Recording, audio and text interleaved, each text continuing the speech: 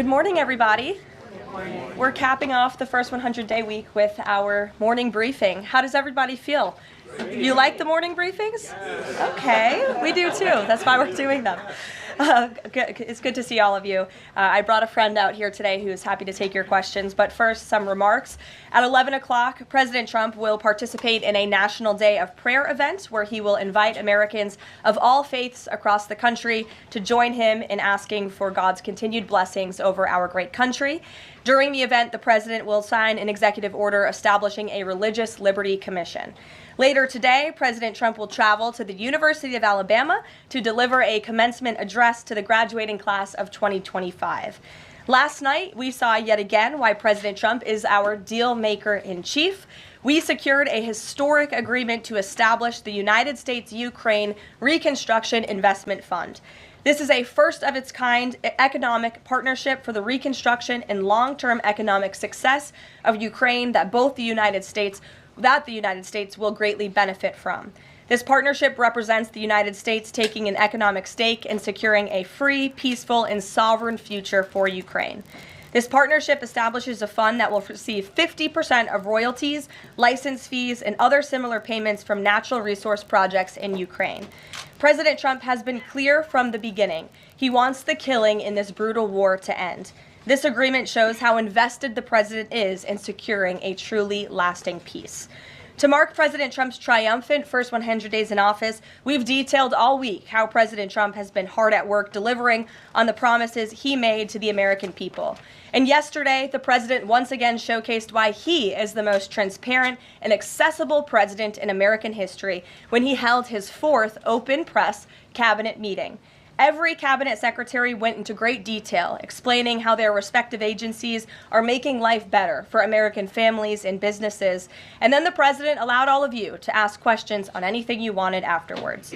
One of the main reasons President Trump won nearly 80 million votes, swept all 7 battleground states, and received a resounding mandate from the American public is because of the contrast he presented during the campaign and continues to this day. Everything President Trump's agenda is grounded in one thing: common sense. While the Democrat Party went off the deep end and doubled down on pure craziness, President Trump pledged to restore common sense back to the United States of America. In a little more than 3 months, that's exactly what he's done. He recognized that America is a sovereign nation that cannot survive if it does not protect its territorial borders. So he secured the border in record time and ended the mass invasion of tens of millions of illegal aliens into our homeland. The president knows his top responsibility is ensuring the safety of the American people, which is why he's arresting violent illegal alien invaders in our communities who threaten our public safety. And it's unacceptable to President Trump to allow rampant waste, fraud, and abuse of Americans' precious tax dollars, which is why the president championed a historic DOGE effort that saved nearly $200 billion already. President Trump knows America is blessed with an abundance of liquid gold below our feet in the form of fossil fuels. So he ended Joe Biden's reckless war on American energy and is restoring American energy dominance to lower costs and strengthen our national security. President Trump believes Americans should be free to drive whatever car they want, so he ended Joe Biden's disastrous EV mandate and promoted true consumer choice. President Trump stood up for the Constitution's promise of colorblind equality before the law, so he terminated radical DEI preferencing and federal contracting and directed federal agencies to relentlessly combat private sector discrimination. DEI seeks to divide and pit Americans against each other based on immutable characteristics. President Trump put an end to it. In President Trump's America, individual dignity, hard work, and excellence are the only things that will determine if you get ahead. President Trump is a proud free speech champion, which is why he ended Joe Biden's trampling of free speech rights and the federal government's censorship of American speech on online platforms. The president believes college students have a right to speak their minds and go to school safely. Again, common sense. So he took bold action to protect Jewish American students from harassment by pro-Hamas radicals on their campuses. And President Trump knows that America's children are our future, and he'll never stop fighting for them. That's why he ended the radical, un-American indoctrination of children by eliminating support for divisive, radical gender ideology and equity ideology, and why the president protected parents' fundamental rights. And lastly, the president believes in fundamental biology. Isn't that something? Which is why he made it the official policy of the United States government that there are only two sexes, male and female. And because men and women are biologically different, President Trump ended the unfair, demeaning practice of forcing women to compete against men in sports and having their private spaces invaded. When President Trump promised a complete restoration of America and the revolution of common sense, he meant it. And over the next 100 days, get ready for historic trade deals, budget deals, and peace deals. For more on President Trump's common sense revolution, I will turn it over to our White House Deputy Chief of Staff for Policy, Stephen Miller. Stephen, thanks for coming in today. Thank you, Caroline. Great to be up here with you, and great to see so many familiar faces I've had a chance to get to know over a number of years as we gather this morning to continue our celebration of President Trump's unprecedented and historic first 100 days in office, what are without doubt the greatest 100 days to begin any American presidency in the history of this nation. This week you've heard about the historic actions President Trump has taken to secure our homeland, to secure our sovereignty, to secure our economy and our supply chains and our industrial base. Today you're also going to hear from me about what President Trump has done to secure our values, our culture, and our way of life from the unwavering assault from the radical left and the communists and the Democrat Party. One of the most significant crises that President Trump inherited upon taking office was the wave of racial discrimination, so-called diversity, equity, and inclusion policies that have taken over both public sector and private sector entities all across the United States of America. Perhaps the most dramatic example of this is that our air traffic controllers were being hired and promoted based on race and gender, not their ability to conduct our nation's air traffic. I would estimate that probably 90% of Americans would agree with the statement that airline safety should be based on your ability to keep, airline safety jobs should be based on your ability to keep planes landing and taking off and flying safely, not on what demographic box you check. President Trump has ended across the entire federal government all hiring, recruiting, retention, promotion, and training based on race and sex. This includes in our law enforcement agencies. So again, when we took office, even in sensitive law enforcement, national security, and intelligence agencies, we were hiring individuals not on their ability to carry a weapon, not on their ability to keep Americans safe, not on their ability to conduct sensitive intelligence operations, but based upon race and sex. And obviously, that is unacceptable. It's going to be merit-based across the whole federal government. But this wasn't just the federal government. This was the private sector, and this was also, of course, our entire university and education system. So President Trump's Department of Justice, working with other departments and agencies, have made clear that this administration is going to fully enforce Title VI, Title VII, and Title IX of our federal civil rights code. Discrimination based on race and sex is prohibited by law, and this administration will vigorously enforce that. And companies, small or large, that violate plain text of federal statutes will face appropriate financial and other penalties. This administration is not going to let our society devolve into communist, woke, DEI strangulation. We are going to have a system of merit, which is not just a social and cultural issue, it's an economic issue.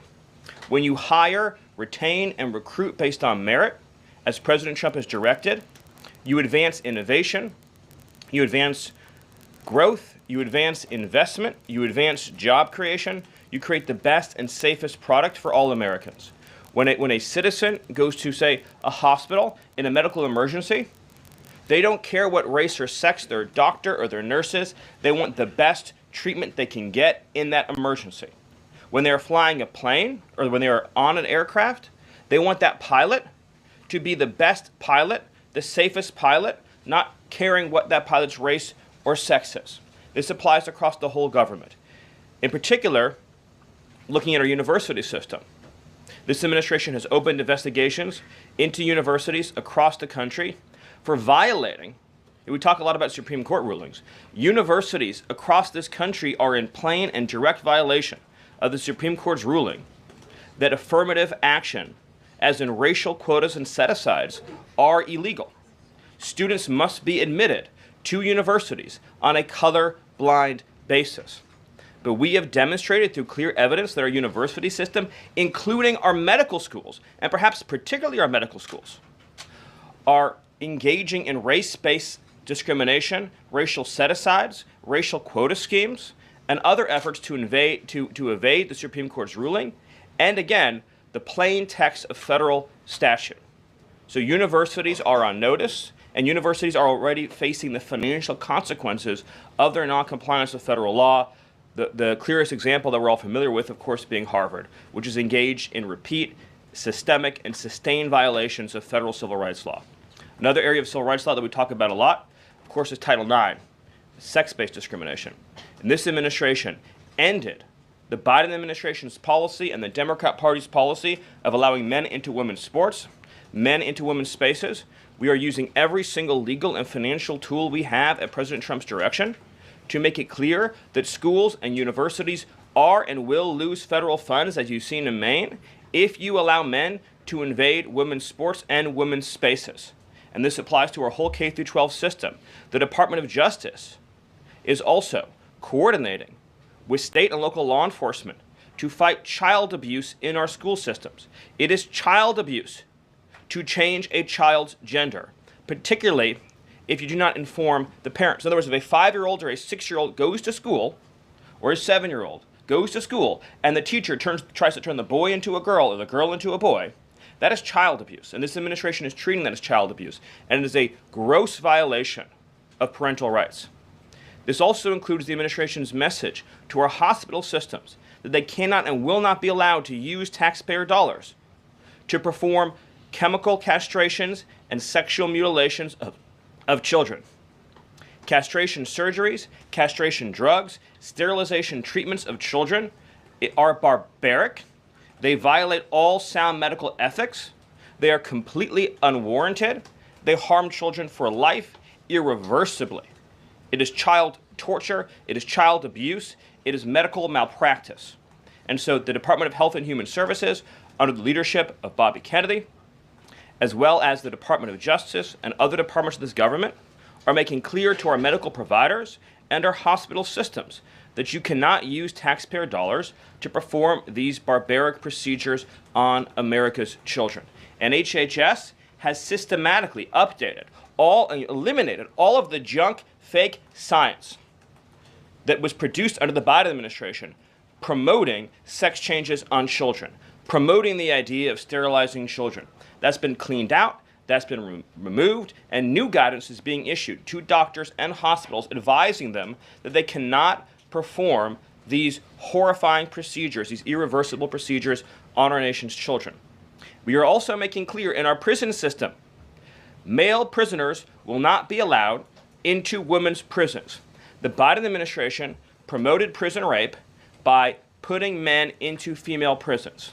That is obviously insane, cruel, and unacceptable. And even though the Democrat Party and Hakeem Jeffries and the Democrat media continue to fight to put men into women's prisons, this administration will not allow that. And will not allow men, as well, in our K-12 system, into women's private spaces and restrooms. We have seen horrifying example after example of young girls being sexually assaulted because school districts have allowed men into women's and girls' private spaces.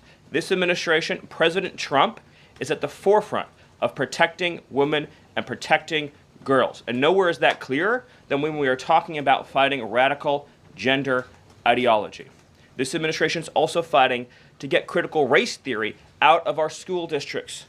Children will be taught to love America. Children will be taught to be patriots. Children will be taught civic values for schools that want federal taxpayer funding. So as we close the Department of Education and we provide funding to states, we are going to make sure that these funds are not being used to promote communist ideology.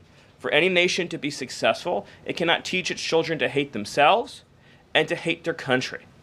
So these are a few of the areas in which President Trump has fought the cancerous communist woke culture that was destroying this country, where we were led to believe that men were women, that women were men, that racial discrimination was good, that merit was bad, and that safety and physical security mattered less than the feelings of liberal ideologues.